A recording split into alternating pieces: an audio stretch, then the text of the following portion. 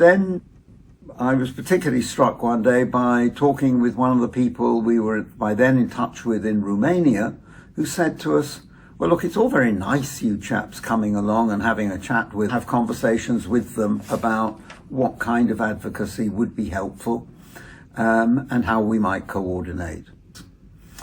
And that led to a conversation where we started talking about advocacy training workshops. And that fitted with what they were wanting. It also fitted with my own personal background, professional training in organization behavior. So anyway, the first of these workshops took place in Romania in 2010, I think. And over the next 7 or 8 years, it led to a program that we had at least one such workshop, 2-day workshops on advocacy aimed at local civil society in every one of the now ECA countries, Eastern Europe and Central Asia.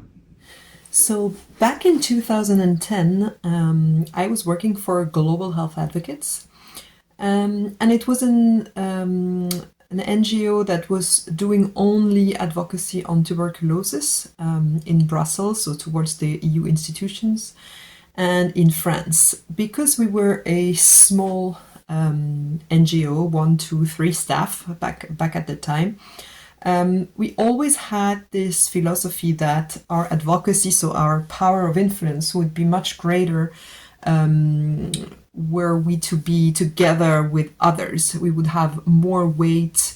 Our messages would be more significant if we had larger networks, larger coalition in place. So that's when we started looking at coalitions that we could be building, knowing that there were other people doing TB advocacy, not so much in Western Europe. This is why we started looking at creating a European coalition working on TB.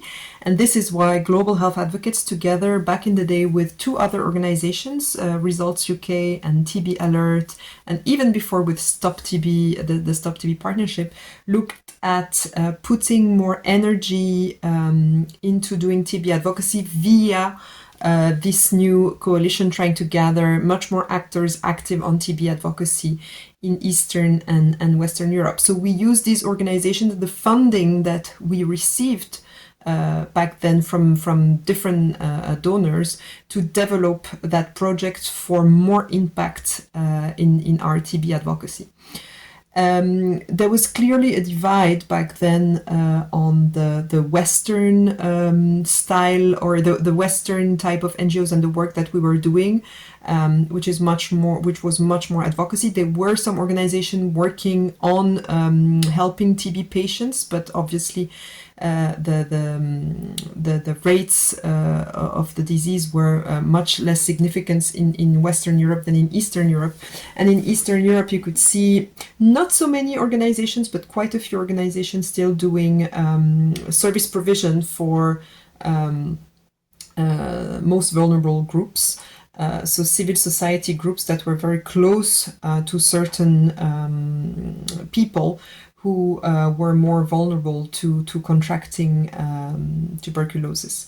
I think we also, back then, were inspired by the whole movement, the HIV movement, the HIV activist movement, and thought that tuberculosis was also seen very much increase in number of cases, especially in Eastern Europe, Central Asia, especially in its drug-resistant forms, and thought that, seeing some of the results that were achieved via the HIV movement, that it was important also to start doing something much more strongly, much more efficiently on the TB front. I work for the Global Network of People Living with HIV, TNT+, as the liaison officer for the community delegation on the board of Unitate. I remember quite clearly when we started TB Europe Coalition in the 2000s, when I was still living in Europe. I was the chair of the European AIDS Treatment Group at the time, the EATG, and as such we wanted to become far more involved in the co-infection work with tuberculosis, because in Europe there was no work done. So we were part of a small steering committee with Paul, with Fanny, and I was representing the HIV sector in TB Europe Coalition. And so yeah, those were amazing days. There was no funding. It was very European, Western European based at the time, and I personally moved to South Africa in 2012. So then I left my European work behind, but I kept on following the great work that TB Europe Coalition is doing. So the idea behind creating the TB Europe Coalition was obviously to ensure that decision makers, politicians, governments would implement more ambitious policies to fight TB and also dedicate more funding to the fight against TB, be it at national, regional, international level. Another very important point was, and that really featured into the work of the TB Europe Coalition, was to ensure that civil society would be recognized as a critical partner in developing the policies that would regulate the fight against TB. So civil society has never, at least back in 2010, was never really considered as a respected actor and stakeholder. We were always really much on the margin of the decision-making process when it came to TB. And it was quite interesting because you could really see that all of the conversations were very technical, using very medical languages, a lot of jargon. It was not a very an easy field to enter in and to understand how to influence it. So that was also one of the objectives of TB Europe Coalition, is to give a human face to the disease. A lot of the NGOs that were working on TB knew the reality of people having TB, the reality of treatment, diagnostics, or the lack thereof. And it was very important to hear those voices, and that those voices be included and considered when any decision, any policy, any program was being developed. So that was one of our main fights throughout the years, is making sure that whenever there was a new program being put in place in a country, even though that it was very medical, that actually the patient, the community's voices were being heard, and it was definitely not a reflex. So that was a constant fight. In terms of how this all started, we were just a couple back in the days that were really looking at developing this project. TB Alert, Results UK, and Global Health Advocates. So 3 NGOs based in the West, based in Paris, Brussels, and London. And the first thing that we've done to create this coalition is very simple. Basically, we just used some of the funding that we were receiving to develop that TB advocacy, to travel to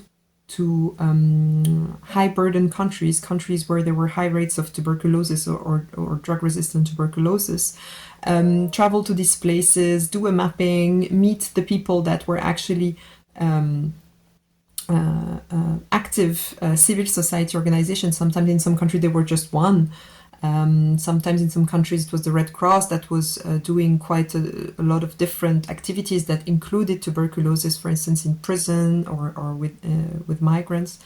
So we basically went to, in between 2011 and 2014, I think, to 8 or 9 countries in Eastern Europe and Central Asia, Moldova, Georgia, Azerbaijan, Bulgaria, Tajikistan, etc., to meet those people and to create basically that movement.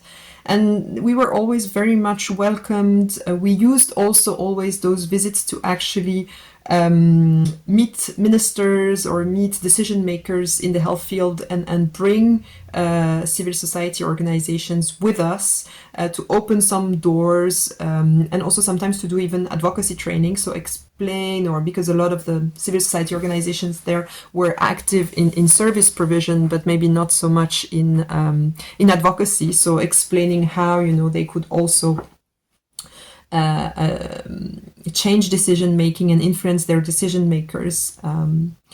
So that was that was basically the first series of activities that we were doing, and quickly we also worked very closely with the WHO Europe. We had staff there that were very understanding and eager to work with civil society, even obviously if their ways of working is maybe a bit less flexible than civil society. I think we managed to build very good relationship from the start, and ensure also that when there were revision of national TB program TB programs, that civil society would be including in these national reviews, that civil society would be invited in any meetings in Copenhagen linked to thinking how to take the fight against TB in Europe forward. So I was myself elected chair of the first regional collaborative committee on TB that was then later enlarged to include HIV and Hep C in the region, I think back in 2013. So we really worked on developing this relationship, which also opened doors to a lot of us and to be at the table. Also in regional international meetings, we also had, then we developed a lot of like patient advocacy, where we had patients from Moldova, from Tajikistan, from Azerbaijan who spoke English and could be invited to meetings. So that's how, we really grew the movement. And then I think in 2015, we also, because we were doing a lot of advocacy in Brussels and trying to really increase the level of engagement and the level of awareness on tuberculosis, we managed to convince the Latvian presidency to host a ministerial summit on the issue of transition of the global fund from middle-income countries. So that also helped us develop some very good relation with the Global Fund itself and plan high-level meeting, have access to high-level decision makers in the field, which I think elevated us as a trusted partner